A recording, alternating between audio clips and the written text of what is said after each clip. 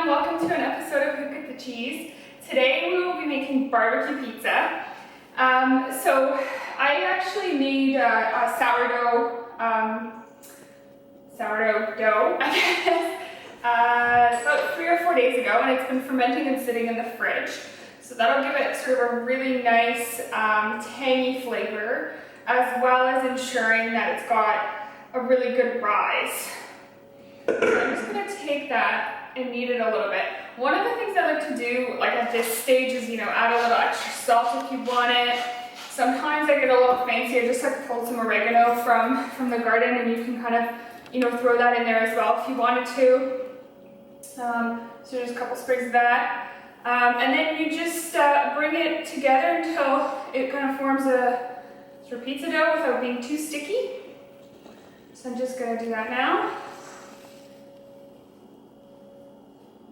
And then once you get it to the point where it sort of has the consistency you would expect pizza dough to have, you'll want to cut it into a couple pieces, because this is just too big to throw on the barbecue. So my preference is generally to make sort of like personal sized pizzas, because it just makes it a lot easier to transfer on and off the grill, and also ensures that it actually fits on the grill. And one of the other while I'm kneading here, one of the other tricks with barbecue pizza is you want to actually throw the dough on without any of the toppings first, and then once it's kind of like halfway cooked, flip it and then put the toppings on. It's different than making pizza in sort of like a wood oven, stove, or even in your own oven. That's just really the only kind of key difference there. That, and you want to make sure that the dough is really well oiled up. So I'll kind of show you how I do that in a minute.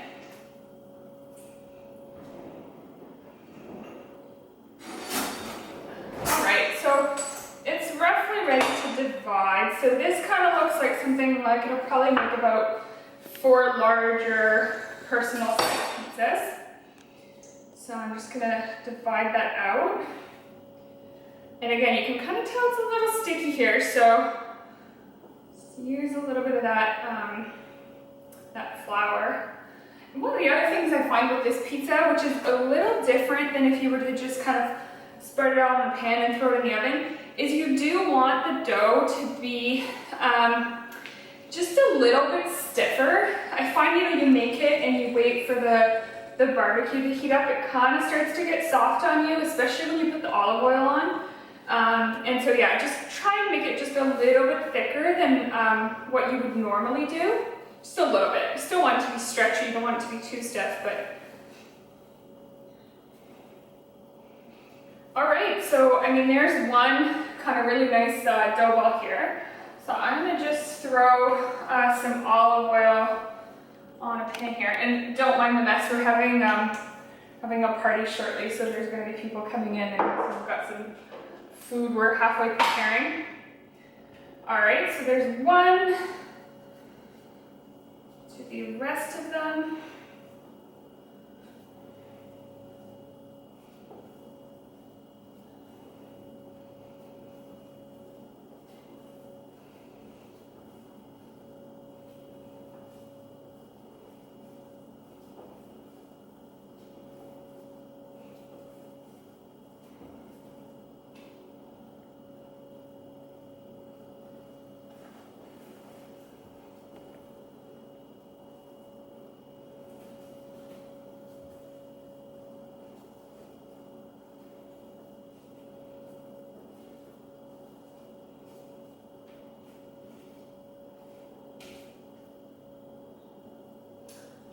And I'll just show you how I stretch out while the other ones hang out here. I'll show you how I stretch out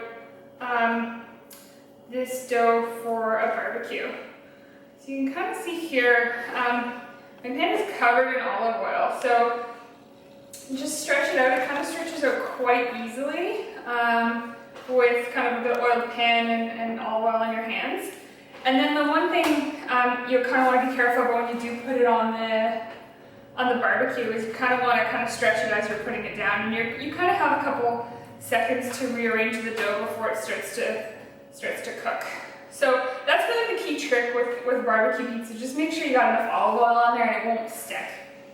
All right, so we're gonna take that over to the barbecue in a minute. I did just want to kind of briefly talk about toppings. So I make my own pizza sauce and we keep kind of small batches in the freezer so that we can make pizza at any time. I make my sauce different kind of every single time. I don't have a recipe, but I'll kind of briefly tell you sort of like a kind of basic way of doing it. And then this one's a little bit fancier, so I'm not going to get into all the ingredients in this one, but usually what I do is I take kind of like a decent sized box of cherry tomatoes and I throw those in the oven, and you kind of want to really blister them until they have kind of like black spots on them. So you want, you know, really well roasted cherry tomatoes. I throw those in a pot along with a can of San Marino tomatoes, and I just kind of blend it. I add fresh oregano, I add fresh garlic. I like to add a little bit of sweetness. So one of the key ingredients in the chopped challenge was you need to use maple syrup. So this pizza sauce actually has maple syrup in it. Generally, instead of using sugar for any ingredients, so whether it's dressing or you know, anything that requires like a little bit of sweetness, we alternate either between honey or maple syrup. So this pizza sauce has maple syrup in it. And then we basically blend it. And then one of the other key things I find, besides just a little bit of sweetness and then salt and pepper, is I like to add in a bit of butter. So butter makes everything better. I just find it gives it like a creamy texture and consistency. So that's how this is made. Plus, on top of that, I added 1 or 2 tablespoons of ricotta, as well as a couple roasted peppers. So this is kind of like, it's going to have like a slight peppery aftertaste. But you know, you can just go with just plain tomato pizza sauce as well. Just don't use the canned stuff from the store. And then I like plain margarita pizza, but I also kind of like to spruce it up a little bit. So I generally always have a jar of balsamic glaze on hand that I just pour over a lot of things. I don't buy it in the store. I find it's like way overpriced. You can make this yourself in like 3 minutes in the microwave. So you basically take some either brown sugar or regular caster sugar, and you pour in some balsamic vinegar, and you kind of want the balsamic vinegar to cover the sugar entirely, and then maybe a little bit and then some. And then you just microwave it. You microwave it till it gets that kind of like, I want to say it's like a softball consistency if you've ever made candy. I don't check the temperature or anything. I just kind of look, you know, if it's kind of roughly runny in the way that I want it to be runny, it's good. You just do have to be careful because when it's hot in the microwave, it will look a lot more runny, but will sort of solidify a little bit once you take it out. So I kind of have done this enough that I have a feel for what it should look like coming out of the microwave. But anyway, that's kind of a side tip to make your own balsamic glaze, and it will cost you pennies.